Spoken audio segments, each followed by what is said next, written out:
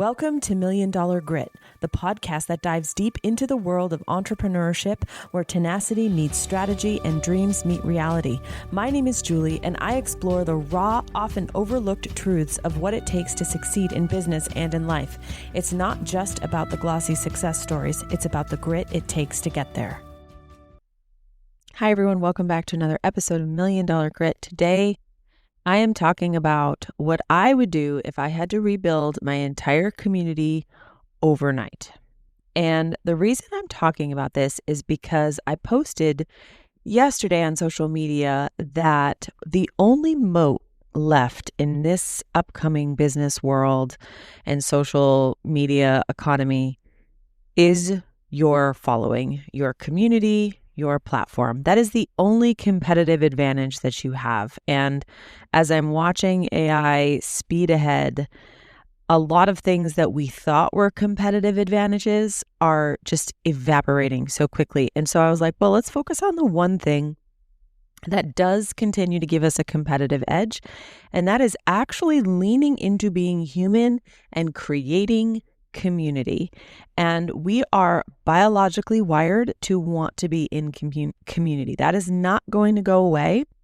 And so if I lost my community overnight, what would I do? And I want to establish that when I say the word community, I think people automatically go to a Facebook group or a school group or a forum or, a membership. And I'm using the word community very loosely. Community could be your email list, could be the people that respond to you when you write your emails. It could be your newsletter following. It could be your Instagram followers that are always DMing you. It could be your TikTok, could be a Facebook group, could be a paid mastermind, right? I honestly think I have multiple communities. I have the Funnel Gorgeous community at large, which are all of our customers and students. I have the FG Funnels community, which is both like our account users and those that are in the Facebook group. We have the FG Society community, the Marketer's Heart community. And then over on my personal business, I have my Digital Insiders Mastermind, which is a small paid community. And then I have the community of people that listen to my podcast and follow me on Facebook and Instagram. So as I'm discussing what I would do, I encourage you to not get stuck on one particular type of community. And the reason I say that is because people oftentimes underestimate how much work a certain type of community is. And so they're like, oh, I'm going to start a Facebook group, or, oh, I'm going to, whatever. And then they're like, man, this is a lot of work. And it is, because certain communities take on a life of their own, right? So if your community is your Instagram following, that's just your Instagram following, and you want to engage with them and interact with them.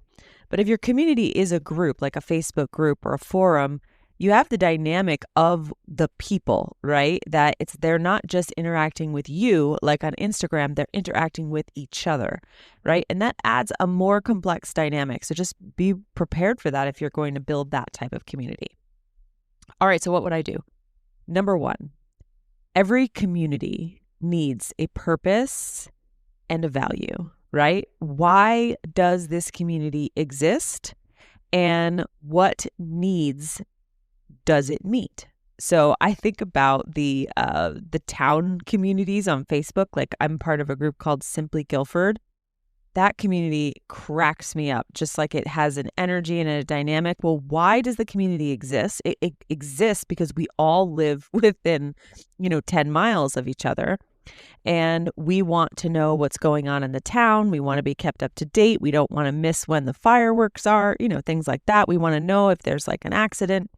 And what needs does it meet? Well, it helps people find, landscapers, and it helps people get reviews in restaurants. And there's a lot of reasons that, there's a lot of people in that group that like to post photos of the coyotes and the deer and the, and the crows and all of that kind of stuff. And that's just a sense of connection with a neighbor, since we don't really have that. So you want to define both the core purpose of your community and the value, and what need does it meet. And you can do this for any type of community. That means your Instagram, Facebook, LinkedIn, whatever. Okay. All right. The second thing I would do is make sure that I understand who I am serving, right? And you guys have probably heard me talk about this a million times, but it is so much easier to make content for one person or create a group for one person than it is for a lot of people. And everyone gets nervous doing this because they're like, well, I'm going to leave people out. But you actually create a more powerful community and a more powerful platform when you're focusing on one person when you produce that content, because it's more specific. And so the more specific it is, the more powerful it gets. And the more powerful it gets, the more it actually attracts people that maybe aren't an exact fit, but are close. Okay. Okay. So then I would, after I have those two things, my purpose and values and my audience, figured out, then I would figure out where I'm going to focus this community. And is it going to be on Instagram? Am I going to just interact with people on stories? Am I going to create a broadcast group like the way you can on Instagram?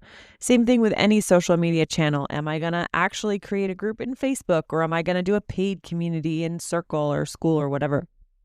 Right? So that's what I'm going to do, is I'm going to pick that container. And I was thinking about what container would I pick if I lost my entire audience overnight? I would definitely start with what I'm naturally good at, which is writing. And so I'd probably just focus on my email list and maybe one or two social channels. And then pretty quickly after that, I'd probably create a free group, but I'd be careful about that because I've created free groups and then come to regret it. Not regret it, but just oh my gosh, this is a lot of work. So I'd have to make sure that free group had a very, very specific purpose. So I didn't just amass, 300,000 people that, aren't planning on, ever paying me for any of my services, So I would pick what container. And I think that the one-way communities where it's you interacting with your followers are simpler than the ones where they interact with each other. It's going to just take more energy. Okay. Then next thing I would do is I would think about what creates a sense of welcoming, right?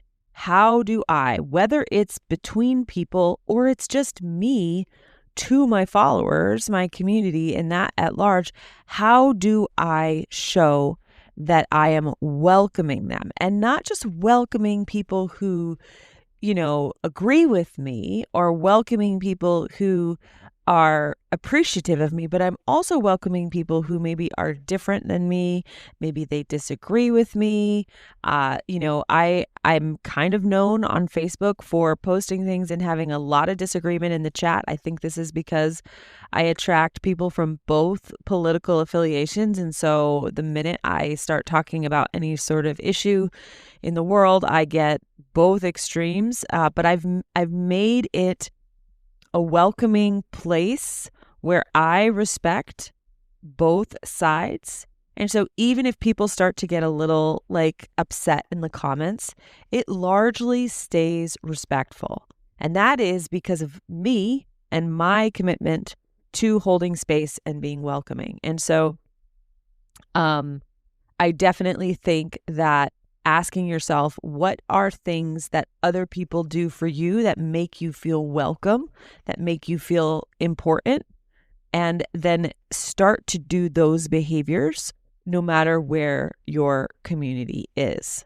And so for me, if I was doing a one-way community where I was just focusing on my email list or my Instagram, I would show welcoming behavior by asking questions and encouraging people to respond. And I might even take it a step further, and I might then feature someone's response anonymously, of course, as a way of saying, wow, this was really insightful. And that's going to encourage not only the person who reached out to me, but it's going to encourage other people that, wow, she reads my responses or my comments or my DMs, and then she also validates them or highlights them. So that would be an example of how to be welcoming. And that is going to encourage people to continue to interact with you.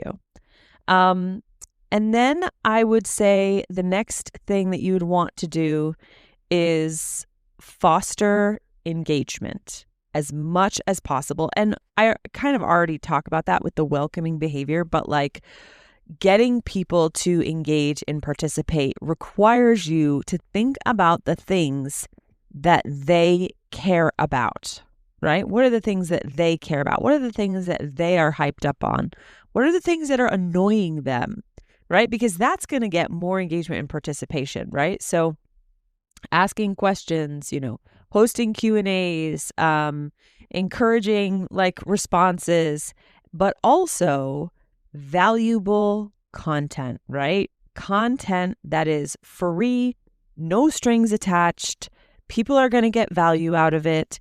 They're going to feel appreciative. That is also going to get engagement in the form of shares, referrals, saves, all of those types of things. And that is going to ultimately build your community. Okay, so just to kind of recap, we've got purpose and value. We've got understanding your audience. These are what the things that I would do. Then it would be like pick your container of how you're going to start to foster your community. And I do think there's just real value in seeing your social platforms as communities because it will help you think like this. Then create that welcoming environment and then foster engagement and participation. My gosh, I can't say that word. Okay, last thing. And this is something that I say lightly. The sense of identity that comes with being a part of a community is very important. And I think that this is a key piece in understanding what sort of identity people are wearing by participating in your community, even if it's just being a follower on a social platform.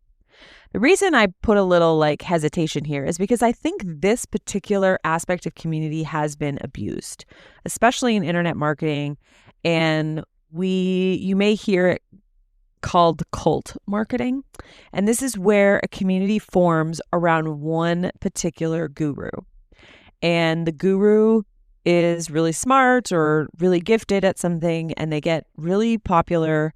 And then people start to kind of form concentric circles around this guru, right? Like the inner circle of people are the highest paying people. And then you've got the lower paying people. And then you've got the free community people. And there's nothing inherently wrong with this. This happens all the time. It's very natural. I think where it's gone awry is that there is an inability to disagree with the leader without facing some sort of social rejection. And I don't think it's intentional at the start. Nobody wants to be that way. But, let's say you're in a Facebook group with a particular leader at the top, and they have a platform and they have products or whatever, and you have something that maybe disagrees with that. And what happens? Well, if it's a welcoming community, you're received, right? And maybe people disagree, but you're received. In some communities, you're immediately, the post is immediately deleted, right? And it's all in the name of this is our group, we get to promote what we want. And, there is legitimacy to that. I'm not saying there isn't. But what ends up happening is you get this community where it becomes very obvious that you can only say positive things. You can't say anything that isn't in disagreement, even if it's a friendly debate. And you start to get this cult-like vibe where the person is on a pedestal, they can do no wrong, nobody can say anything, and that is not real community. And so it's important that when you're building a community, especially a community where people can engage with each other, that you watch out for this. Yes, it's great to have an identity. I don't think you can set up a community from the beginning and say, okay, this is the identity. I just don't know that that's how it works. Identity sort of forms organically, right? So if I had no audience overnight, I wouldn't really be focused on what identity people are going to have by being associated with my community. I would focus on all the things I already told you. And then as time goes on and I start to see what identity is forming from the people that are embracing the community, then maybe I bring that into the community as, this is what we are, or this is what we stand for, or this is what we do. And I let that form organically rather than deciding, and watch carefully for cult marketing, because like any community, you can go one side or the other. You can go to cult marketing where like nobody can say anything, or you then get like the click communities where the community gets so big that people splinter off, and then there's gossiping and back channeling. It's really a difficult balance, and I do not get it right all the time for sure. But if you are going to survive the next 5 years in business, it is absolutely imperative that you spend the bulk of your energy right now developing your community, your audience, the people that follow you, because as time goes on and more fake content goes out, AI generated content, people are going to want to know who you are, what you stand for, that you're a real person, that you are human. And that does not mean perfect. In fact, our imperfections are going to be the very thing that help us stand out among the sea of artificial. So, hope that was helpful. Talk to you soon. And there you have it, folks. Another dose of $1 Million Grit. I hope today's episode has left you feeling inspired, equipped, and ready to face your own entrepreneurial journey with resolve. Remember, until next time, embrace the struggle, harness your grit, and keep pushing forward.